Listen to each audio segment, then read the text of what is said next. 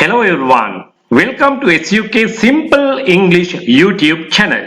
එහෙමනම් අද දවසේ අපි කතා කරමු අපේ කතා බහට අත්‍යවශ්‍ය වෙන ක්‍රියා විශේෂණ පද 10ක් උදාහරණ සමග. ලස්සනට අලංකාර ලෙස දර්ශනීය ලෙස කියන්න අපි පාවිච්චි කරනවා nicely, beautifully කියන වචන. She can sing nicely. ඇයට ගායනා කරන්න පුළුවන් ලස්සනට. He can draw beautifully. He can draw beautifully. ඔහුට අඳින්න පුළුවන් චිත්‍ර වාගේ දෙයක්. He can draw beautifully. ඔහුට ලස්සනට අඳින්න පුළුවන්. They played beautifully. ඔවුන් සෙල්ලම් කළා. ඒ වගේම මේකේ ප්‍රධාන තව අර්ථයක් තියෙනවා සංගීත භාණ්ඩයක් වාගේ දෙයක් වාදනය කළා. They played beautifully. ඔවුන් ලස්සනට සෙල්ලම් කළා. ඔවුන් ලස්සනට වාදනය කළා. She danced nicely at the party. ඇය පාටියේදී ලස්සනට නැටුවා. She nicely speaks English. ඇය ලස්සනට ඉංග්‍රීසි කතා කරනවා. ක්‍රියා විශේෂණ පදයක් සාමාන්‍යයෙන් අපි භාවිතා කරන්නේ ප්‍රධාන ක්‍රියාවෙන් පසුව මෙන්න මේ විදියට. නමුත් මතක තියාගෙන ඉන්න ප්‍රධාන ක්‍රියාපදයට පෙරද අපි පාවිච්චි කරනවා ක්‍රියා විශේෂණ පද. ඒකට උදාහරණයක් තමයි මේ. She nicely speaks English.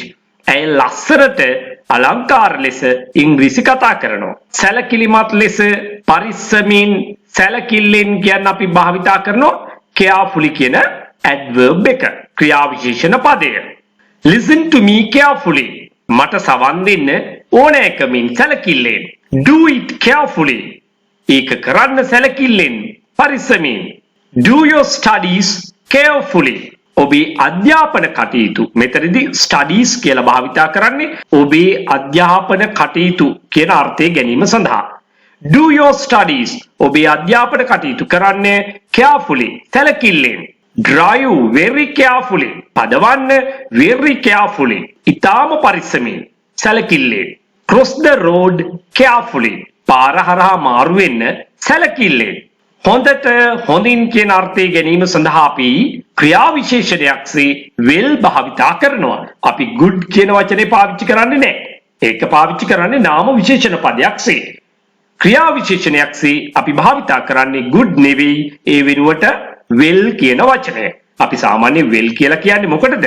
ලිඳටත් කියනවා will කියලා. සනීපයි සුවෙන් ඉන්නවට කියන්නේත් well. I'm well. දැන් මෙතනදී අපි කියන්නේ will කියලා හොඳින් හොඳට කියන අර්ථය ගන්න.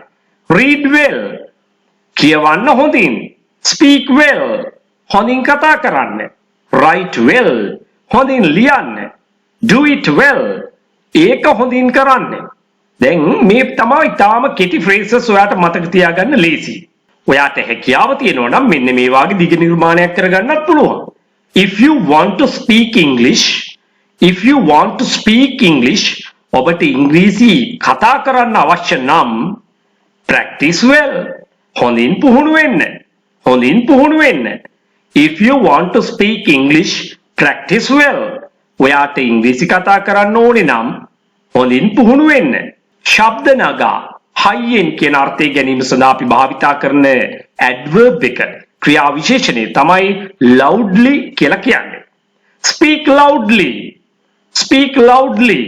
ශබ්ද නගා. ඒ කියන්නේ හයියෙන් කතා කරන්න. Speak loudly.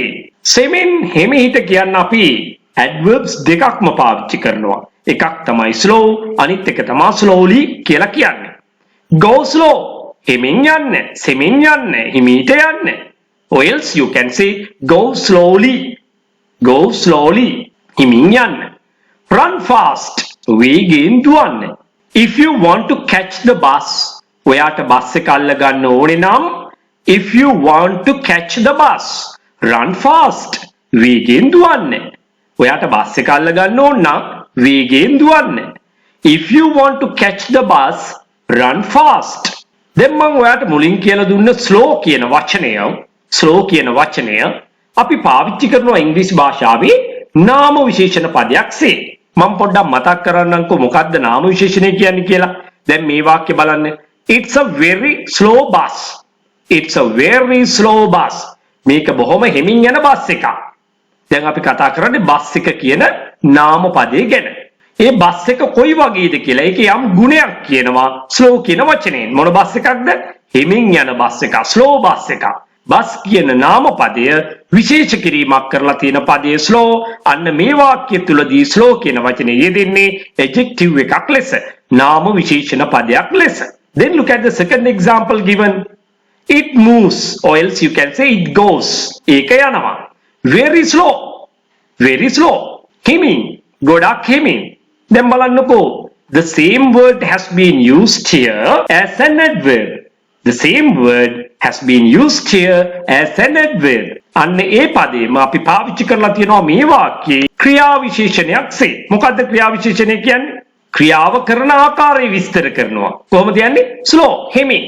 අන්න එන හිමීට හිමින් කියනත් slow භාවිතා කරනවා. එහෙමනම් මතක තියාගන්න ඕනේ ඇතැම් වචන නාම විශේෂණ පද විදිහටත් ක්‍රියා විශේෂණ පද විදිහටත් ඒ දෙආකාරයෙන්ම භාවිතා වෙනවා කියන එක. ඒකට උදාහරණයක් තමයි මේ පෙන්වුවේ. තවත් එක උදාහරණයක් මම ඔයාලට කියලා දෙන්නම්. fast කියන වචනේ. fast කියනවා වේගවත්. දැන් බලන්න. he is a very fast driver. he is a very fast driver. ඔහු ඉතා වේගයෙන් යන රියදුරේ. fast driver කෙනෙක්. එහෙනම් මේ fast කියන වචනේ මෙතන යෙදෙන්නේ නාම විශේෂණ පදයක්සේ. but in the second he drives very fast. ඔහු පදවනවා ඉතා වේගයෙන්. ක්‍රියාව කරන ආකාරය තමයි fast කියන එකෙන් මෙතනින් කියවෙන්නේ. එහෙනම් මේ ක්‍රියාවට යම් අර්ථයක් දෙන පදය ක්‍රියා විශේෂණය. එhmenan fast කියන වචනය නාම විශේෂණයක් වගේම ක්‍රියා විශේෂණයක්සේ පාවිච්චි කරන්න පුළුවන්. ඉක්මනින් කියන අර්ථය ගන්න අපි බහුලව පාවිච්චි කරන වචනයක් තමයි quickly කියලා කියන්නේ. come quickly. ඉක්මනින් එන්න. come here quickly. මෙහෙට එන්න ඉක්මනින්. go quickly. ඉක්මනින් යන්න. නිහඬව කියන අර්ථය ගැනීමට අපි පාවිච්චි කරන adverb එක තමයි quietly. come quietly. quiet කියන්නේ silent කියන අර්ථය. come quietly. නිහඬව එන්න. සද්ද නොකර එන්න කියලා අපි කියන්නේ. come quietly. නියම ලෙස, සුදුසු ලෙස, ඒ වගේම ව්‍යවහාරික භාෂාවෙන් අපි කියනවා හරියට කියන අර්ථය ගන්න properly පාවිච්චි කරනවා. sit properly. හරියට වාඩි වෙන්න. පිළිවෙලක් නැතුව එහි මෙහි කකුල් උඩ දාගෙන වාඩි වෙනකොට පොඩි දරුවන්ට වැඩිහිටියෝ කියනවා හරියට වාඩි වෙන්න. sit properly. read properly. එහෙන් මෙහෙන් කියවනකොට කියනවා හරියට කියවන්න. read properly. පිළිවෙලක් නැතුව ලියනකොට කියනවා write properly. හරියට ලියන්න. ඒක හරියට කරන්න. do it properly. do it properly. අපි ඕනනම් ටිකක් දිග වාක්‍යයක් හදලා බලමු. learn and practice properly. ඉගෙන ගන්න සහ පුහුණු වෙන්න. දැන් මෙහෙම තිබුණාට අපි ඒක ගලපන්නේ කොහොමද? ඉගෙනගෙන පුහුණු වෙන්න. අන්න ඒ අර්ථ ඉගෙන ගන්න සහ පුහුණු වෙන්න කියන්නත් මේක කියන්න පුළුවන්. ඒ වගේම මෙහි අර්ථයක් තියෙනවා ඉගෙනගෙන පුහුණු වෙන්න. properly. හරියට. ඉගෙනගෙන පුහුණු වෙන්න හරියට. then එතකොට you can speak English well. එතකොට ඔයාට ඉංග්‍රීසි කතා කරන්න පුළුවන් හොඳින්. ඉගෙනගෙන පුහුණු වෙන්න හරියට. එතකොට ඔයාට ඉංග්‍රීසි හොඳින් කතා කරන්න පුළුවන්. learn and practice properly. then you can speak English well. ඕක තමයි මටත් ඔයාට දෙන්න තියෙන අවවාදය. learn and practice properly. then you can speak English well. ඔයා දිගටම SUK simple English YouTube channel එකත් එක්ක රැඳිලා ඉන්න.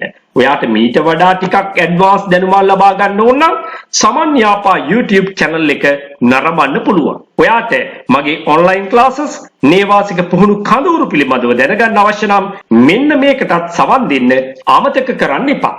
ළමයින්ට සහ වැඩිහිටියන්ට ව්‍යාකරණානුකූලව ඉංග්‍රීසි කතා කිරීම පුහුණුව කරනවා online classes ලෙස.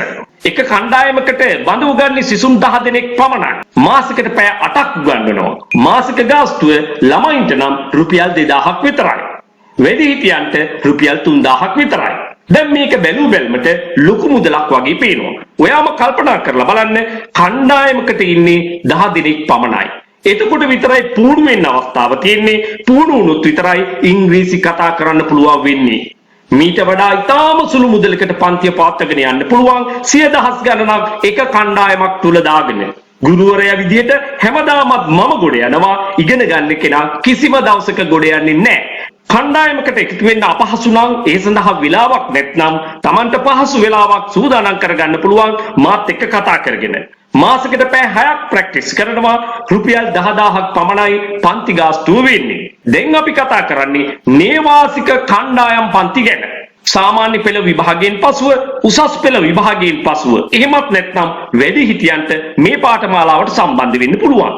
ඒත් එක කණ්ඩායමකට බඳව ගන්නේ 10 දෙනෙක් විතරයි. මේකයි විශේෂත්වය.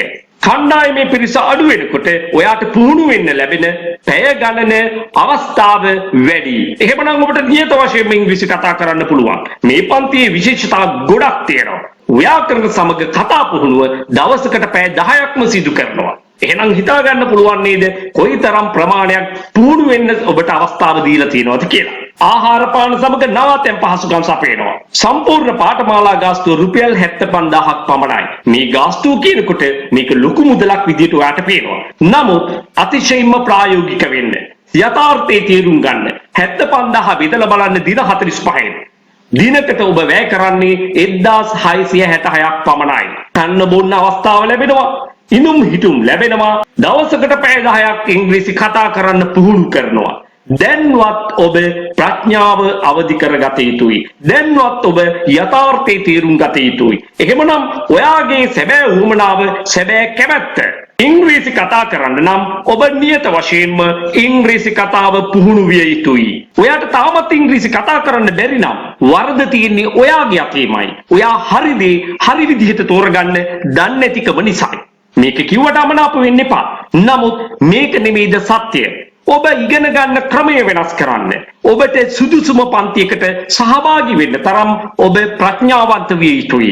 ඔයා මගේ පන්තියට සහභාගී වෙන්න අවශ්‍ය නැහැ. මොන පන්තියට සහභාගී වුණත් හොඳ ගුරුවරයෙකු යටතේ කුඩා කණ්ඩායම් පන්තියකට සහභාගී වුණොත් ඔබට පුහුණු වෙන්න අවස්ථාව වැඩියෙන් ලැබෙනවා නම් ඔයාට අනිවාර්යයෙන්ම ඉංග්‍රීසි කතා කරන්න පුළුවන්. මේක තමයි පරම සත්‍යය.